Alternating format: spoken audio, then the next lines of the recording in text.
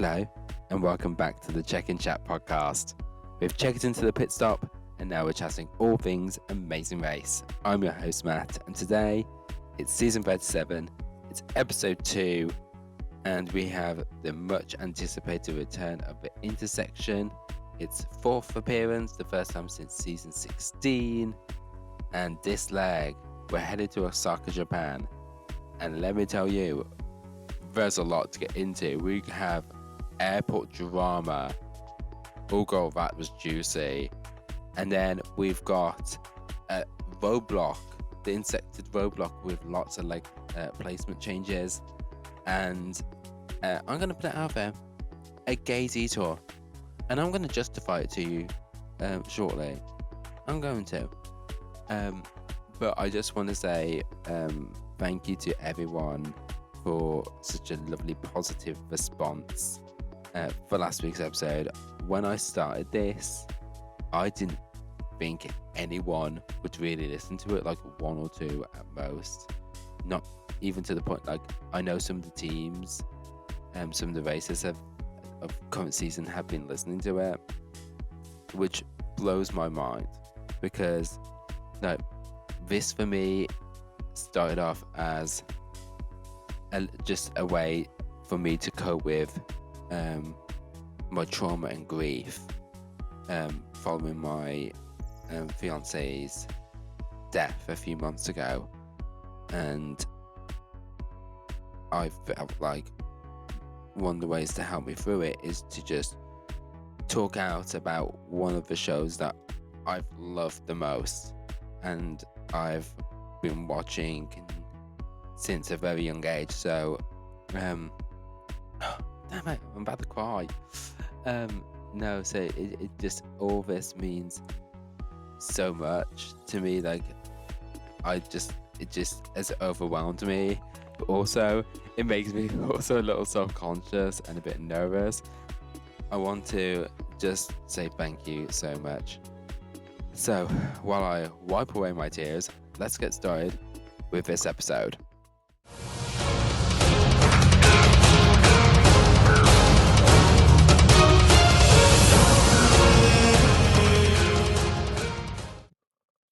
Okay, before we get started into this episode, I just want to talk about sort of a few other recaps that have appeared over the week. Now, there's over 30 podcasts just about this season alone, so there's a lot to get through. I didn't get through all of them, but I did get to a lot of the team recaps. Of course, my boys Jack and Carson, they had Maya and Rohan on, was iconic. I loved Maya's discussions. I also, Nick and Mike's, they have their free takes and like their free mistakes and how they made it different. And actually, they improved. They used one of their techniques actually today, actually during the roadblock. And Scott and Laurie, they're putting it out there, especially like Scott with like his detail math. Scott's notebook, okay, is so detailed. I've never seen anything detailed like it. I think Scott was just writing down, like just rewriting all the information into his notebook. But thank you, because we need this information and it's given us a lot more clarity, let me tell you. And also Mark and Brett, after this week's episode, they did an Instagram live where some of the races came on, and Jeff gave us some very good tea, which I'm going to get into. We also had, I just want to, also the MVP this week. The MVP was Lewis and Michelle's. I think it's called Cochetta Chat. Girl. The segment, related to Montoya. And then, who does know Montoya from Temptation Island? If you haven't seen it, it's been going around for like a month and a half now. It's iconic. Like, if you if you still don't know who Montoya is, either go on the Google or watch Crochet Chat back, like I when they introduced that segment, I was dying. Like it is iconic. And then they had the pre-recorded segment of Michelle sort of reenacting it. Girl, I lived. It was the moment of my week. More than, Lewis nearly breaking his laptop. But still, so I just want to share a few things from that, which I got from this week. So let's get straight into this episode. And Jack and Carson are the first to leave at 4:40 p.m. And we get Phil telling us it's an Expedia adventure experience this episode. So it's a sponsored moment. This is our plug. This is our promo here, a paid promotion. And so we get told they're going to Osaka, Japan, and they need to head to 210 Kaku Tower to get the next clue. And they have 4,000 Hong Kong dollars for this leg of the race.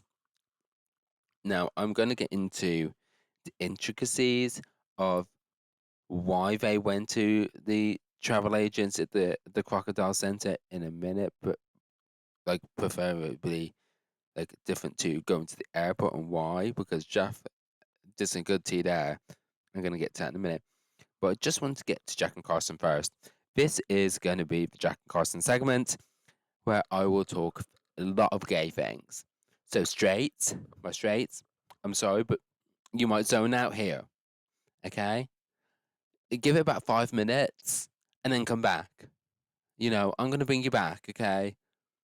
We'll talk about sports, okay? We'll talk about sports, okay?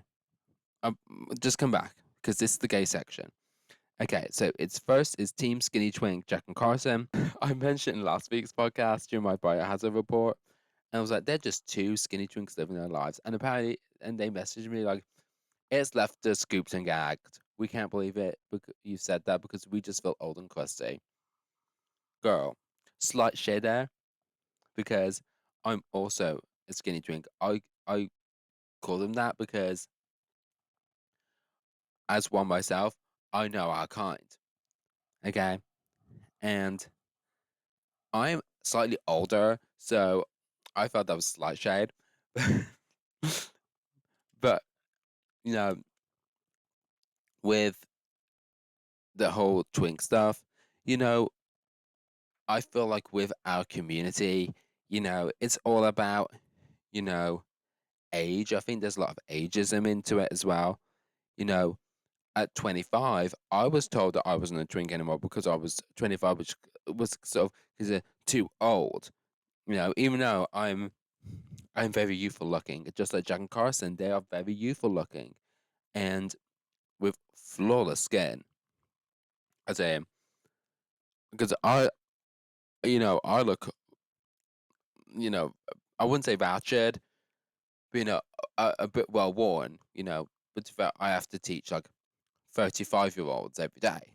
But, you know, flawless skin, very youthful looking. And so I would say I would pass them off as twinks. And so I think it's a wonderful compliment. I think boys, you should take it and run with it. Okay? Own it. Okay? While we still can, because I don't know how long that will last once we're past once we're like into our 30s. Okay? So run with it. Next, oh, also with them, I forgot to mention Jack and Carson last week. They did this photo shoot, and it was iconic. Like they were dressed up like a captain and sort of like an airline steward, and it's like I lived, I lived. I was like, gooped and gagged. I thought like, why hasn't really anyone else done it before? I thought it was iconic. And so I was chatting with these guys. I've chatted with them a little bit through the week. And so they had a gaming live stream, which I popped into. We do have some unfinished business. So during said live stream this week, they were playing a game in which there was the characters with British characters, and so during part of it, they decided to give a go at the British accent, and then they remembered that I was here, and I was like, "Oh, sorry, Maddie." I'm like, that accent has been noted and will be put into your next assessment. And so I'm gonna give them a little deal, even though sort of this is pre-recorded, the race. I'm gonna say this: if you win the fast forward, if you get the fast forward, I won't do the review and the accent assessment. I'm just saying, okay? That's a little incentive to do well in the race, even though it's already recorded. So we're just gonna have to wait and see, and I give you, the listeners at home, a chance to um, wait and see for a few weeks to see if I'll have to do an assessment on their accents. Let me tell you, it was interesting. Not the worst, but it was interesting. So anyway, that is my Jack and Cosmond segment of the week. Straight, so you can come back into the room now. Um, you know, straights. Let's talk about sports. Okay. Let's talk, like, what sports are happening right now. Um, March Madness is like going on right now. Do you all have your bracket sorted? I think that Duke and Auburn, they're going to be one of the tops this season. I think that Florida and Houston could be, and Alabama as well, could be good outsiders here, along with Tennessee. So it's going to be, I think, going to be a very interesting tournament here. Did I do enough? Straight to your back. Are you? Was that enough, Dolores? Yes. Okay, good. I have no idea what I just talked about. It was something to do with sports. I don't do the sport. Anyway, what that sport? I do the sport of gay. Anyway. So we finally get a Jack and Carson VT segment. About time. And before I actually get into it, there was a comment that I saw after this week's episode, which I found quite interesting. It sort of led to quite a very interesting discussion here about VTs. Now, there's been in the community a divide here about whether to give like a little introduction, how they did like in the early seasons on the very first episode at the starting line. When they give like this little introduction about themselves. Um, where opposed to today's editing, they spread it out a little bit of story at a time. So like we got to know more about Jackie and Lauren, and we got to learn about Scott and Laurie last week. Well, this week we learn a bit more about the other teams as well. Comment that I'm referring to here was talking about Han and Holden, and it was saying like, you know, it's still 2 episodes, and we still don't know anything about them. They had that little funny bit at the start, but we really like they nearly got eliminated this week, and we still don't really know them. So that was what the comment was referring about. And I'm a more old school person. I would have liked the introduction at the start without like that's just me. And then like just like a basic introduction, then go into that further detail, like how we got to learn about Jackie and Lauren last week. So I just wanted to point that out because I remember because that was an interesting comment that really got made me think this week. So in the segment, they talk about how, they grew up together. I remember I think it was the Lewis and Michelle podcast. They were talking about how them. I think it was they met at 50 when they were 15. It was at VidCon. Remember VidCon? Remember that?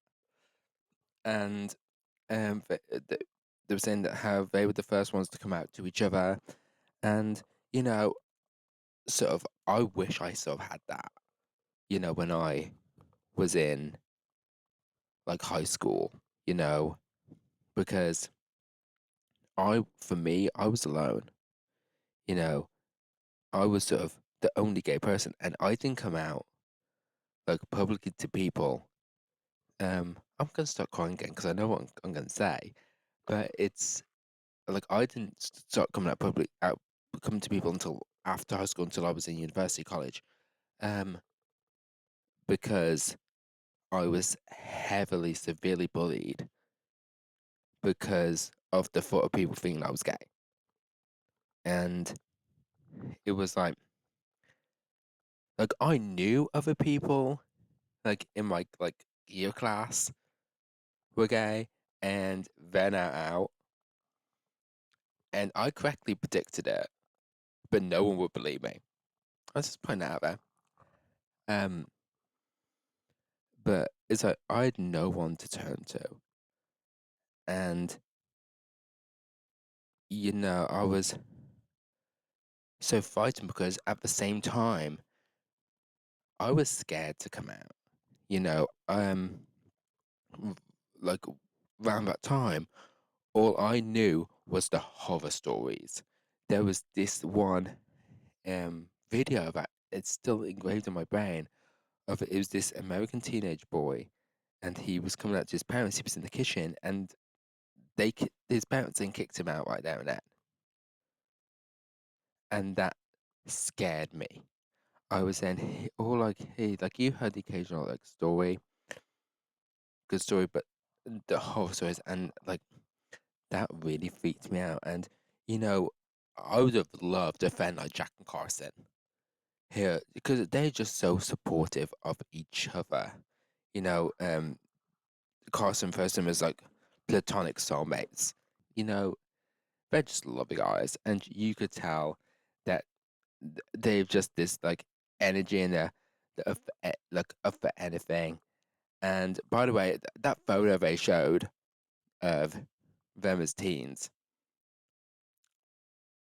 like, come on, are you serious?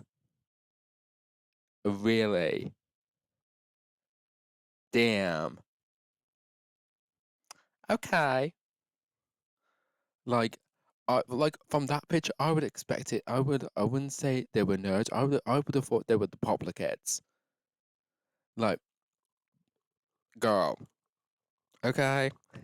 Um, they also talk about how they were not afraid to dress up, in all their costumes, to their D&D. And by the way, I forgot to mention this last week, but when Carson mentioned he was in um the Broadway show and did a little jazz hand, everything made sense to me. Everything I knew about Carson just clicked. It made sense. Like everything he does, he like he's done so far, just made sense to me. He is very theatrical. Uh, in the probably this in a good way. And then um one last thing about this VT segment, they wearing when they're in the confessionals, they have these like necklaces, these with like the chain like sort of ball necklaces, and they have like these brown circular um medals with like I think Carson had like a shield on it, and I don't know what Jack had, but I want to know the origin story. I want to know what they mean. I want to know the back on that. I don't know. It just fascinated me. I was watching it back. I had to keep on rewinding. It's and I had to zoom in. I was very fascinated by this. So that was all we got from the VT segment here. We find out here that they're going to the Crocodile Center to the Skyward travel agency where they need to book tickets. Now, according to Jeff, you could book it at the airport. However, you would have to give your email address. So that's why everyone went to the travel agency because you could just book it there. Because you could book it at the airport, and we see later, Jeff on the phone calling up trying to get different tickets. So, what in the additional information that didn't know was they sort of gave you an outline of sort of this flight is a good one to get. You can go get like search for earlier flights, And if you get the earlier flight, you have to stick to the rules, and you can't use like 12, was it? I think it was like 12 different airlines for safety reasons, and that you cannot connect through mainland China, I think, for legal reasons. Um, so that was all the basis around booking. So let's get straight into team number 2. Before we start with the next team, Better Mark, I just want to quickly point out that I'm actually getting very distracted right now because I'm getting a lot of notifications because season 38 has just started filming. We knew it was going to start any day right now, but sightings have been seen. Teams are on planes right now. This is not a drill. But not only that, Australia Season 9 7th edition has also, it's just about to film as well. The celebrity teams, they're heading to their first location as well. And from what I know already of the celebrity teams, I know like nearly everyone on the cast. So I'm already excited by what I'm hearing about Australia 9 already. So everything's going on now. I'm getting very distracted, so I need to stay focused. And also, quick note, but they're leaving here at the pit stop in the order that they arrived at the mat, specifically combined. So it's not dependent on what side of the fork in the road they checked in. So we get better marks. Second to leave at 4:56 p.m. And I'm sorry, I forgot to mention this last week, but they're very good looking. And I was like, when they did their live stream this week, I was very mesmerized by their beauty. I think they had a ring light on and go, I was dead. Okay. You know, I think maybe Brett, possibly, I'm going to name it, possibly trade of the season. I'm going to put it out there. Um, and Mark, he says how he likes to take things very seriously. And when he sort of handles situations, he usually throws taking it with anger, which still would. But later on, he doesn't. He pushes very well. We then get Ernest and Bridget there next leave at 5:06 p.m. And Bridget feels that she's had a bit more of a friend relationship with Ernest, and Ernest taught her how to rap, and we get this like little rap segment in the taxi, which was cute. By the way, we then go. They don't give us a full intro. We get the shortened intro. Apparently, we might not get a full intro for the rest of the season. Apparently, I'm being told. If that is true, production, I'm offended and attacked. Okay, the gumption. Bernie and Gallagher are next to leave at 5:10 p.m. and they're super excited to be at the top of the pack. Yeah, they're not going to be saying that in a few hours, let me tell you. The taxi driver has a few options for them to go to, and so they don't end up going to the right skywards travel because there's another one on the opposite side of the city. I put this in the Google A, and it is like very far on the other side of the city. Let me tell you.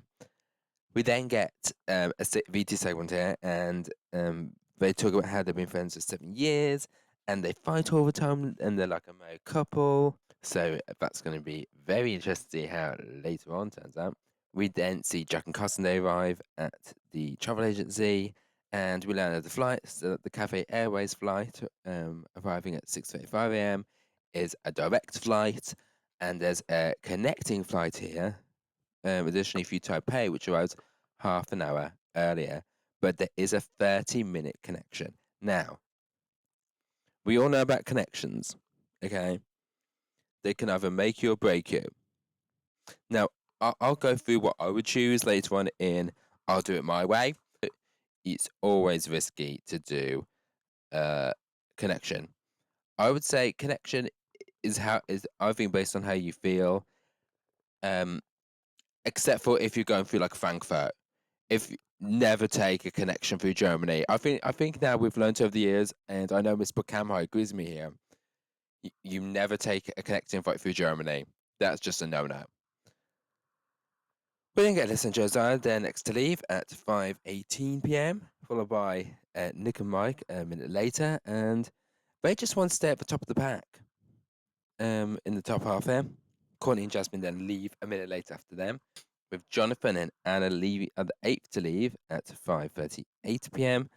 And apparently it's their 7th wedding anniversary today. And they're going strong here. And so the 7th wedding anniversary, apparently, the tradition for that is copper and wool. So we're in Japan, copper and wool. What could you get as a gift from copper and wool in Japan? I don't know. Answers on a postcard, please. Like, seriously. We then get I don't know the answer to that. We then get Bernie and Carrigan, Nick and Mike, and Courtney and Jasmine. They've all gone to the wrong building. And so they're searching around, and well, I don't really think that makes it they lose as much time, but I would say Bernie and Carrigan do seem to lose a lot more time for some reason. As we do end up seeing Nick and Mike and Courtney and Jasmine catching up to the other teams quicker. And Courtney and Jasmine, they actually arrive at the Crocodile Center as Brett and Mark are leaving, because Brett and Mark like direct them where to go. So Courtney and Jasmine definitely don't lose as much time. We then get Scott and Laurie here. They're next to leave at 5:59 p.m. and they say, well, I will say they're another one of the teams that go to the wrong agency, but we don't see it on the show. We do, they do say in their weekly Q&A. By the way, if you don't know, Scott and Laurie do weekly Q&As on Thursdays, breaking down and answering questions about what happened on the lag, and also do giveaways and stuff. And then they will do a further episode recap and a weekly panel segment. As I tell you, Scott and Laurie, they're pumping out this extra content for you. Let me tell you. But we do get a bit here that Scott and Laurie, they're very excited to go to Japan, and that's because their kids, I'm told, love anime, like love anime. So they're very excited to tell their kids that they are going to Japan. And we get another VT segment here. Second week in a row, they're getting a VT segment. The editors must love Scott and Laurie here, because we learn more about how they met through their church program. And I will just say, as they're talking for this, we see the VT, and they look exactly the same. I remember how last week I told you how Laurie looked so youthful? Girl, they look exactly the same. Scott looks exactly the same. I can't with this cast. I can't. Like, I just can't with this cast. Pops and Jeff are next to leave at 6 p.m. 6 minutes later, after them, Hannah and Holden, with Melinda and Erica being last to leave at 6:08 p.m. And so we do get sort of end up getting this montage here with the majority of teams getting the direct flight to Osaka. And then during this, we get a random scene of Jack and Carson just running into the airport for no reason. I don't know why we got that. But we ended up seeing that when Pops and Jeff get to the travel agency, we learn that the direct flight is now fully booked, and that the last 4 teams, so that's Pops and Jeff, Melinda and Erica, Benny and Carrigan and Scott and Laurie, they end up getting the last flight, which will arrive at 7:55 a.m. So that's nearly an hour and a half after the direct flight. We then get this little graphic here, of like the green screen background from the title sequence, and like it sort of shows them like what teams departing on which flight.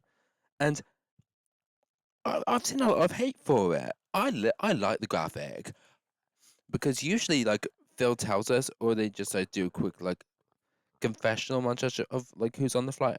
I like that I was able to see visually who was going on which flight. I like the graphic. But people say like it was too quick. Okay, it may have been too quick, but for me, and I'm nearly, so I'm mostly blind from birth condition. And I was able to see very quickly who was on which flight. So, you know, it's what it is. But this is where the airport drama begins that we've been teased about pre-season. And so, as the last four teams arrive at the airport, they're trying to get on the direct flight. So they're asking whether they're able to get on the flight. And Scott and Laurie ask, and they're told it's booked. So they decide, it's booked. We can't do anything more. We're just going to go through security, go to the gate, and we're going to go to rest. Laurie just wants to sleep. She's going to get her iconic eye mask out. We know she serves it. We know Laurie loves a good eye mask. However, Burning Hogan here, this is a start here. They don't really try to sort of do anything. They just give up. Really, they're over it. They're like to each other, oh, what do you want to do? Well, you know what I want to do. I made it clear. And it's just like, oh, they're just. I think they would just overtime, especially after going to the wrong taxi, and so the audience stressed them out. And we'll get to that later. But Jeff and Melinda, they're working their magic. That was you. So we know from the live stream, Jeff told us that this went unaired. So per Jeff, he tells us that there was some empty spaces in like the first class area, and we know the rules is the teams have to sit in economy class. So what Jeff did was he was able to sort of sway the counter person at the airline to bump up other passengers up to first class, upgrade them, so that Jeff and Pops and Melinda and Oka could get on the flight, which worked. Now, of course, there was this whole email address saga I mentioned earlier. So the guy working at the counter said, "Oh, I'll put these on. Use my email address," and like they had to, like Jeff was like going over to production saying, "Can we do this?" And there was a lot of phone calling. You'll see a lot of phone calling. I bet they were calling up the lawyers. Now I don't know if CBS there's like they'll have a 24-hour lawyer book, especially if there's night lags. And with time difference, like are they working like following along with the production, or are they based in LA? Like I want to know that. I just like my imagine is that there's just one lawyer, and like her name's Jen. I call her Jen the lawyer lady. I'm just making this up on the spot, but I'm like Jen's like yes, approved. I feel like she might be like Susie Orban, like approved or denied. No, your balls are not acceptable. Denied. We then get this does end up with Bernie and Cogan and Scott and Laurie being the last two teams on the third flight. So we then get the Bernie and Carrigan drama that we have been teased about for weeks. So Carrigan is upset that Bernie didn't care about what she wanted, and then Bernie claps back at Carrigan, saying that she's just not happy at the way Bernie's running things, and that she feels like she's not taking her opinion seriously. And Bernie says that she voices her own opinion and she doesn't like to lose and she always wins. And Bernie says that she had to ask fast. And even though they had lots of time, we know from Jeff there was a lot of downtime, and like Jeff was on the phone and Melinda were on the phone for quite a while, so they could have like done something. And just saying. And then Bernie says that she's better than everyone. I wouldn't go that far, girl. Okay. I would say that's the heat at the moment. But they sort of then squash it pretty quickly. And that's sort of the drama we were teased. If this is all the drama about them, I feel like I want a slight refund. I thought it felt like from what we learned pre-season, I thought that there would be more explosive drama, but it wasn't. But I said, we know that, and I believe in like 2 episodes time, there's gonna be big drama I think from another team. So can't wait for that. Anyway, the MVP of this scene was not Bernie and Carrigan's fight. Let me tell you, it was Scott. So Laurie, she's asleep in her eye mask, and Scott is just there listening in. His ears are growing like a chia pet, and he's just living for the drama. Oh, by the way, so apparently also like this. So during the week, so if they found out in real time that Scott was it had seen Mark in the Drag Race Live Vegas show, and they didn't realize that it was they were unsure during filming whether they actually saw Mark, and Mark confirmed this week to them like, yeah, that's me. We saw it on stage. So spooky, isn't it? They normally watched Mark on stage before the race happened. But apparently, Laurie introduced Scott to Drag Race, and so Scott was um like talking to Jack and Carson, and like dropping Drag Race terminology. We stand Scott. Scott is one of my new favorite people. Okay, Scott, Scott, you're now like near the top of the list. Okay, keep that, and I might give you an award for honorary ally of the season. We love you, Scott. We switch over to the flights arriving in Japan, and we see the first flight arriving, and Carson is showing off his Japanese.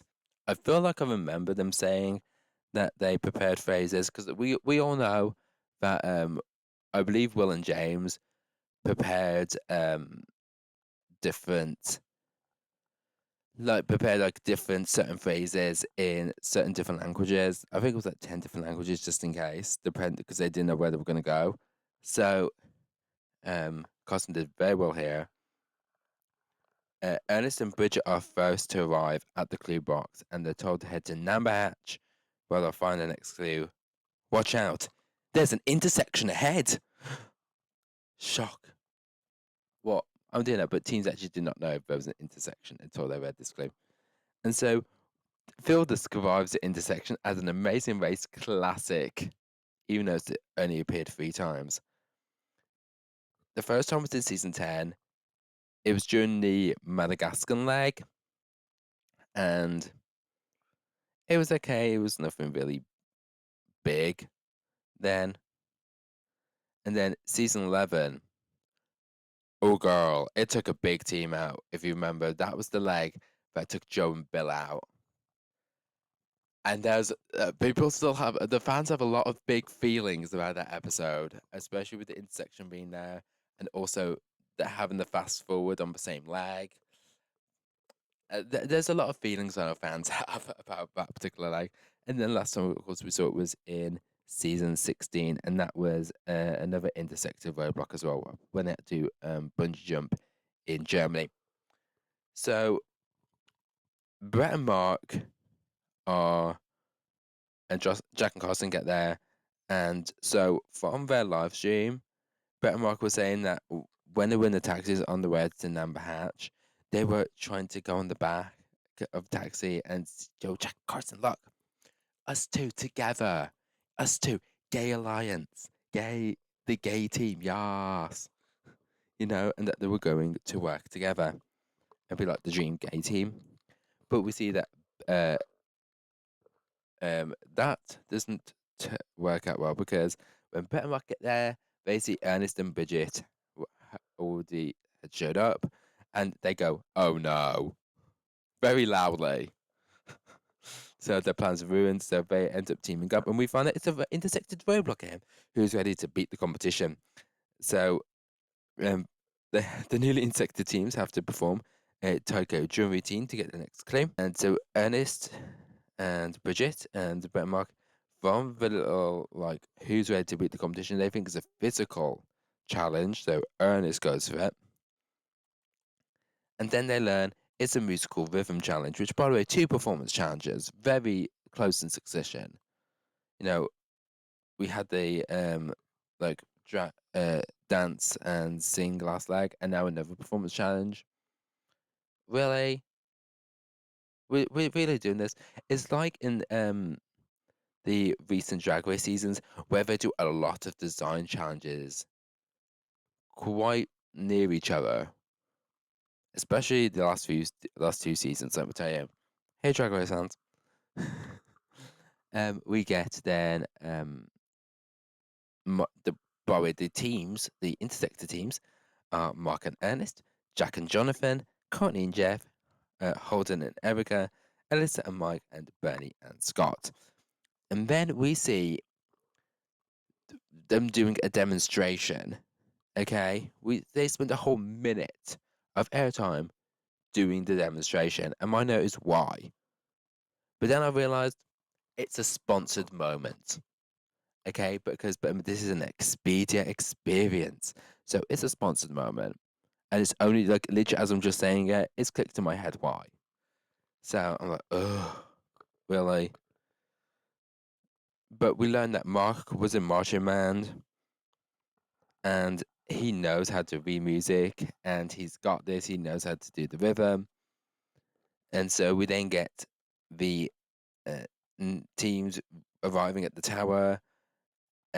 As more teams come, and Han and Holden here, they release their taxi, and they're now regretting it because the other teams are now passing them as they kept their taxis and they're going straight to the next location and they're getting stressed out. So Jack and Carson wait about 20 minutes before Jonathan and Anna arrive, and they team up together. And apparently Jonathan plays piano, which I wouldn't have thought that. But I also I will say I also play piano, so we have that connection. Keyboard, piano, same thing. We then get Mark. He's he's getting sort of the gist here that Ernest might not be the best at getting the rhythm, and the struggle bus may be coming here, and we're gonna feel it very soon. We then get Han and Holden. They're still looking for taxis,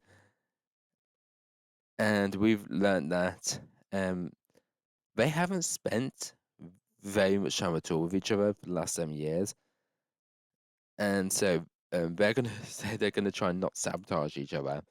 So let's see if that plans out. We then get Nick and Mike and listen to Josiah. They're teaming up, leaving Courtney and Jasmine to wait at the intersection, and they're just like, "Okay, come on, Hannah and Holden, where you at, girl? You know where you at?"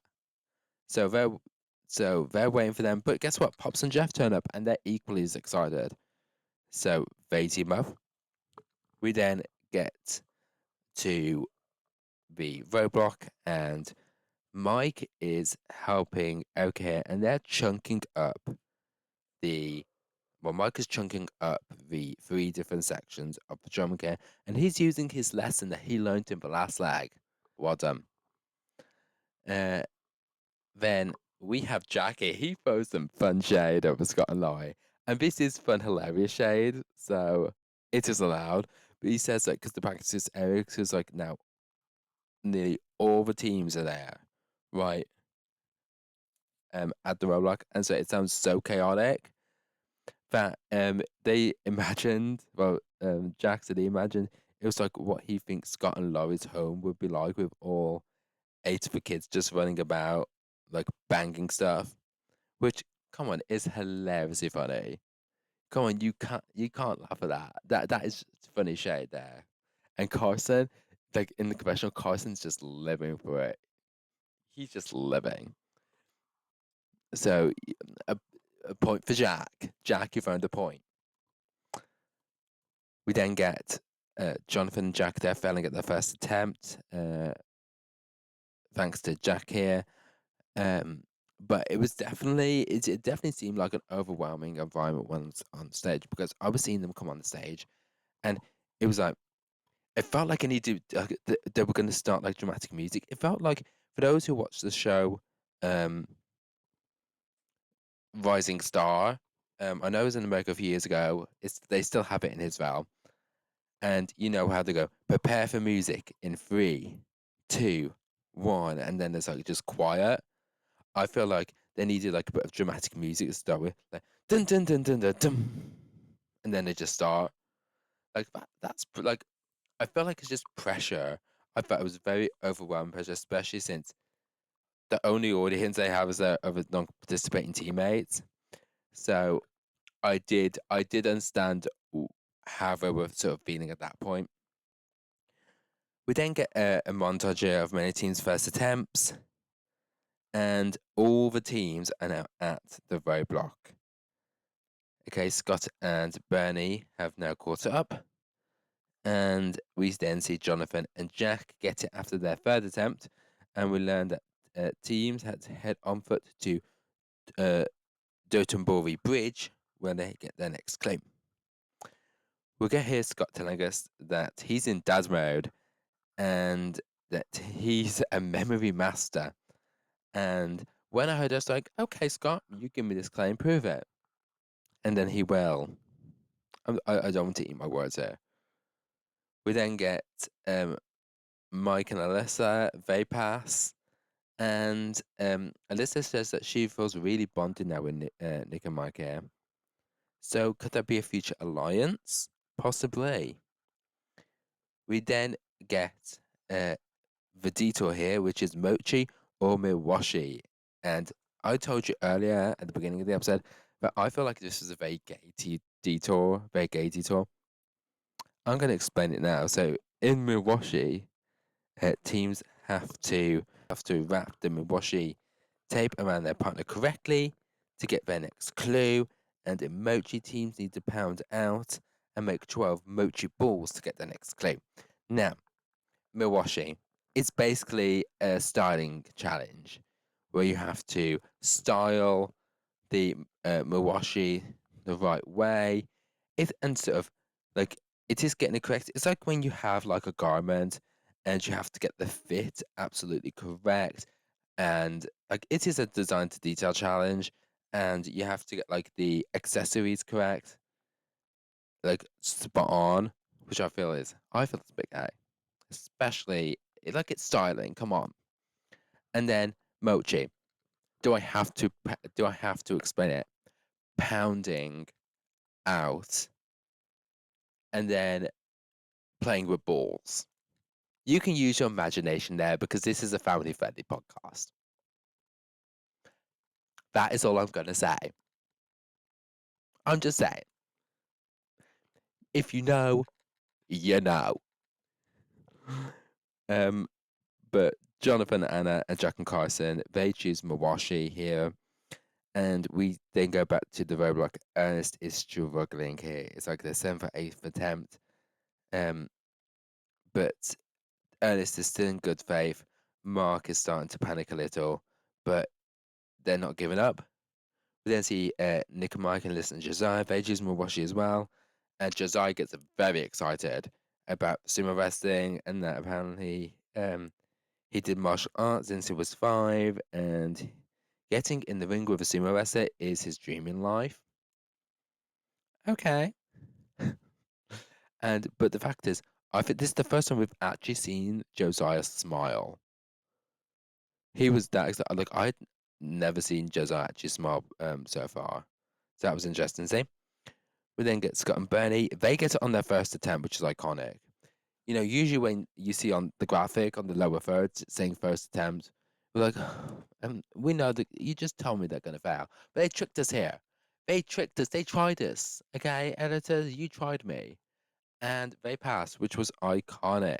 And they moved up to 5th and 6th here. So we see the first teams heading to the detour location, which are actually quite close to each other. Like they're not far away at all from each other. In like the two buildings were like about like 5-minute walks from each other. And so we see Anna, she's making up Jonathan, and Jonathan's just getting a big wedgie here. And we then see Team Skinny Twink having a go, and then calling themselves Twink, so calling themselves Skinny here. I feel like my point has just explained itself. I feel like this segment here, Team Skinny Twink had just explained themselves, and that name has now been justified. And so more teams are arriving at the detour clue box, and they choose Mawashi. And Jeff and Courtney, they get a pass. Holden and Erica, they pass after their 7th attempt. And Ernest and Mark, they're at fail number 15. And Mark is sort of at breaking point. He's just about to just cry. He just needs Brett to hug him right now.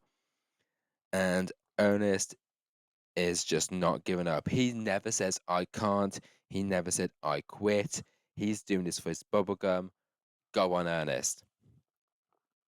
We then get Pops and Jeff and Connie and Jasmine. They choose Mochi. I honestly thought when I first saw this detour option, I thought no one was going to choose Mochi. Honestly. So I was shocked when they chose this one. Because, well, I'll get more into it during I'll do it my way.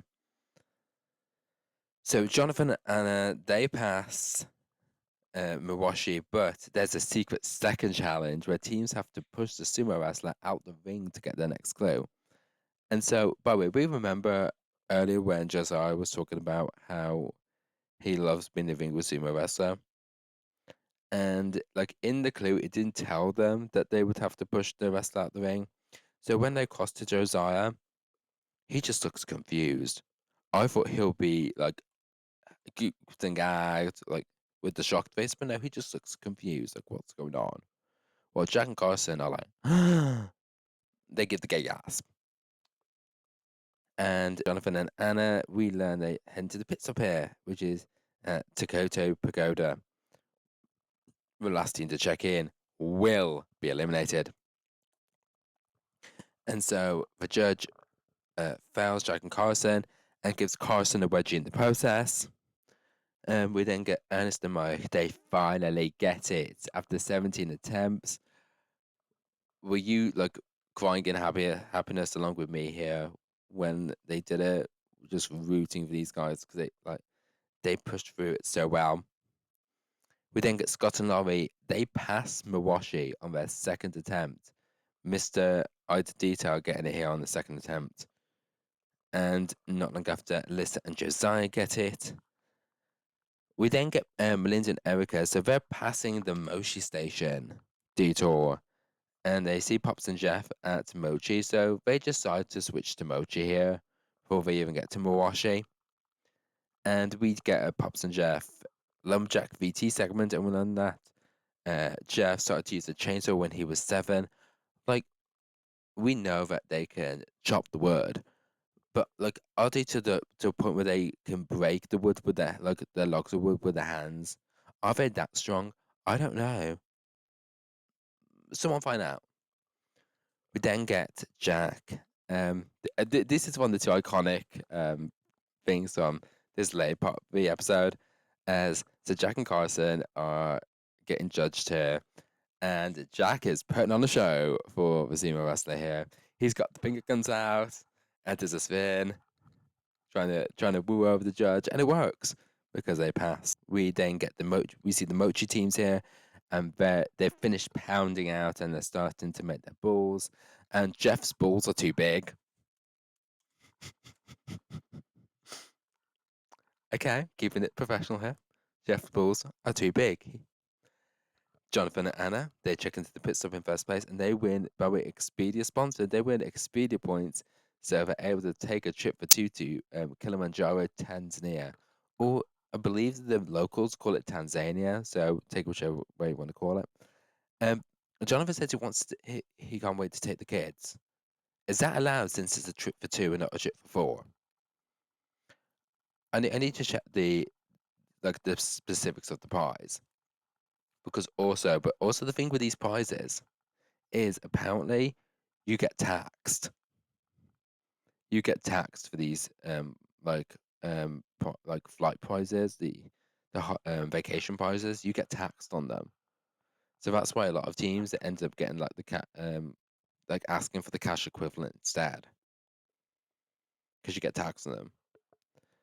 We then get Scott and Laurie checking in second, and they can't believe it. They've caught up major here in this leg. A lot of placement changes are said in this leg, and they just so going from last to second. Come on, they did well in this leg.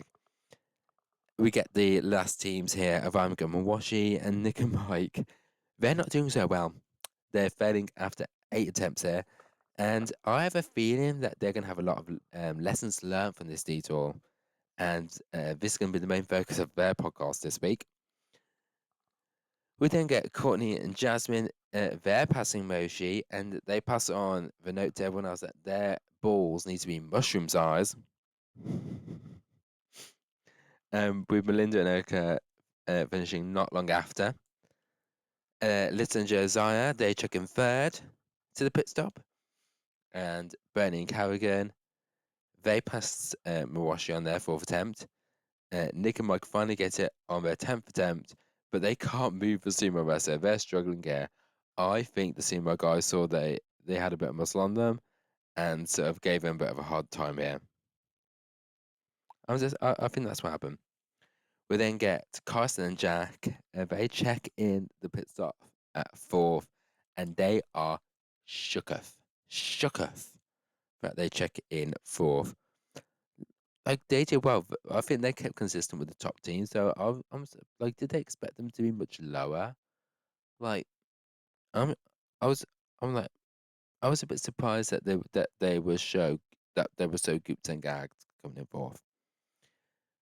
Brett and Mark get on their first attempt, and Mark Janoff saying gays know how to drape, which was the line of the episode. It should be the episode title here. Gays know how to drape. And this also proves that this challenge is slightly gay. We then get Han and Holden here. Han's debating whether to switch detours. Holden says no. Han starts to panic. Holden's trying to be encouraging to his sister. I will say, we've barely had any screen time really from Han and Holden this episode.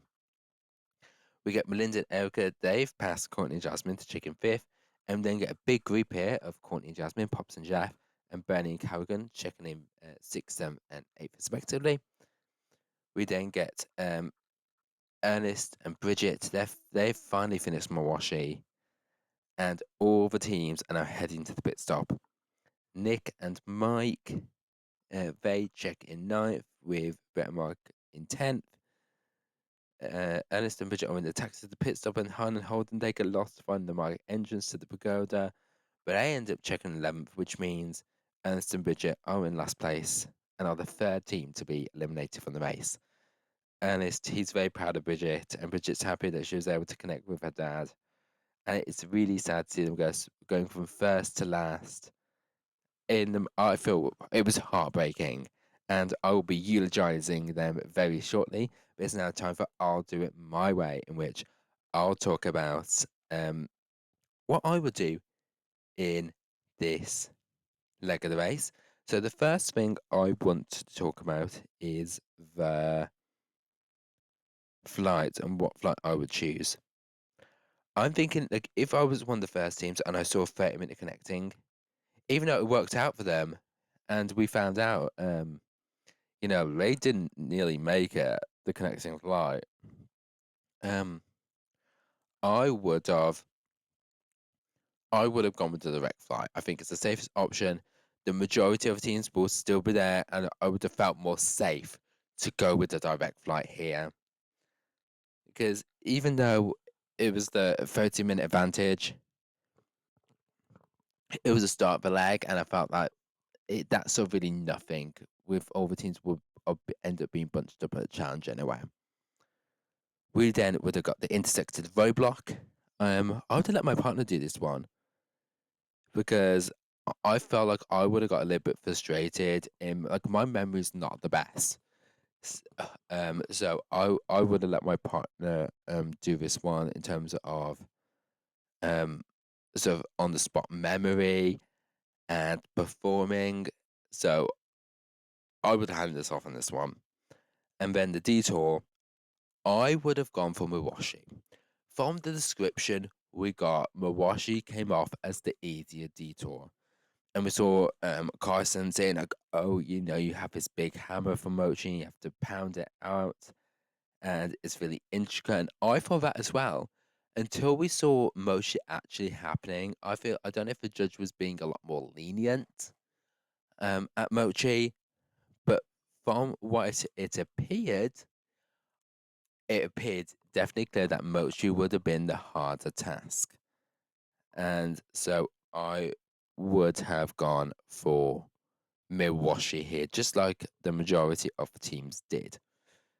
So that is my take on what I would have done on this leg of the race. And so we are going to be eulogizing Ernest and Bridget right after this.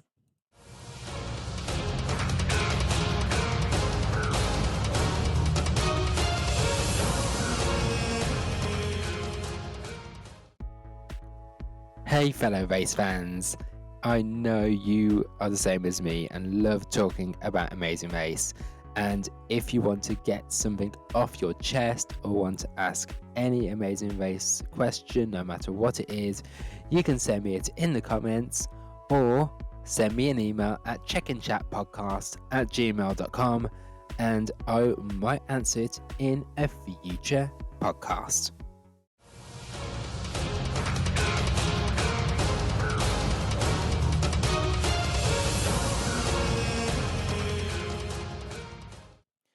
It's now time for We Were Rooting for You. We were all rooting for you. This is the segment where I eulogize the eliminated team, and the third team to be eliminated from season 37 is Ernest and Bridget.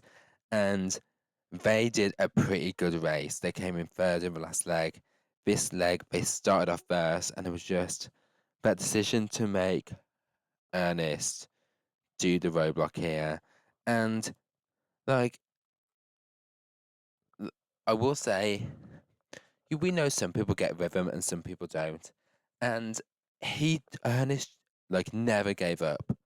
That's one thing, like, I read to him. This, like, he never gave up. He never said, I can't do this. He, like, even when Mark needed his break, Ernest kept on going, kept on trying. He did it for his little bubblegum. And I thought that was so inspiring in that moment. And he never gave up. And even after, like, I felt like they couldn't have done anything more. It was just that roadblock.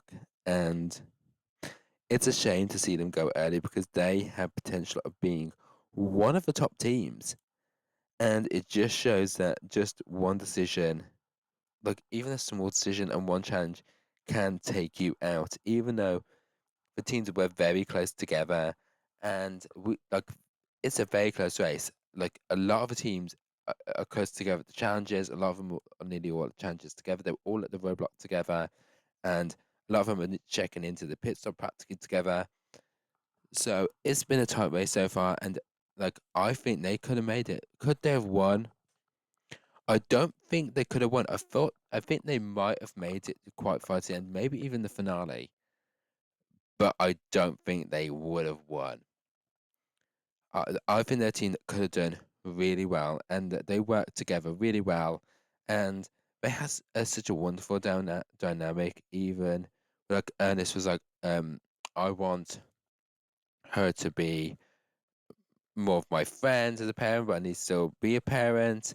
And, Bridget saying that she was wanting to learn more about her dad, which I loved. And they had such a brilliant connection with each other, and they're some like one of the best people. And so it is really sad to see them go.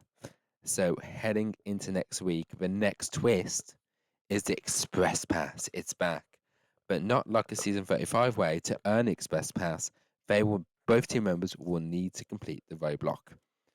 So it's going to be very interesting because we're going to see some origami, big origami, and some ninja styles. So it's going to be very interesting. And apparently there's lots of drama next episode. So we're going to see how that turns out. And also, a press release has come out about episode 4 and 5 and what the twists are there. Now, I'm not going to spoil it just yet, but let me tell you. One twist is a brand new twist, which I'm very interested about and can't wait. The other twist, I have feelings about and major opinions on. I am not happy, and you will learn why next week. But you'll have to tune in to find out about it because that is the end of this week's podcast. Thank you all so much for watching. If you want to leave anything Amazing Race related, leave it in the comments or send me an email at checkandchatpodcast@gmail.com. And thank you all so much for listening, and I'll see you guys all next week. Night night.